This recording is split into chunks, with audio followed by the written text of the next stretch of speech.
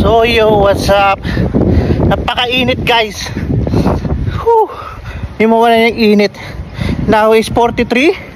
Walking from the bus stop papunta sa aking shop.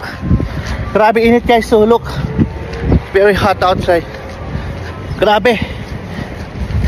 Kung alam ko lang ganito kainit, di na ako nagbus from the metro station. Sana nag-ano na lang ako, Uber. Grabe, malayo pa yung lalakaran natin.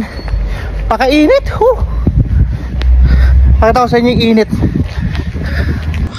So yan guys, ganyan kainit ngayon dito sa Qatar. Tirik na tirik ang araw. Now is already 3 o'clock PM hapon. Pero kung susumahin mo, parang ano lang yan, parang 12 or 11 sa Pilipinas.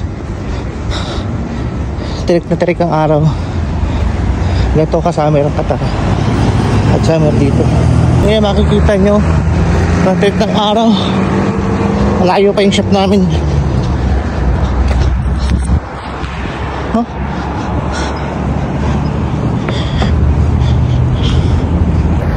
Ito ang problema kapag summer dito.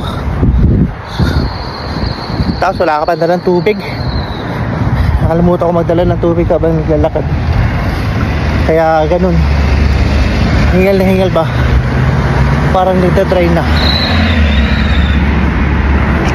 Tapos syempre hindi ka basta-basta makakatawid dito kasi kalsaan to, highway.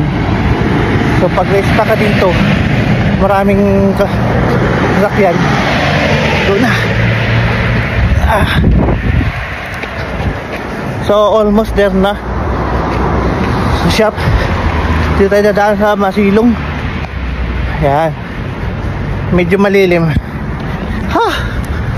Sa wakas, Lord. So ganyan kainit dito. 42 degree yo.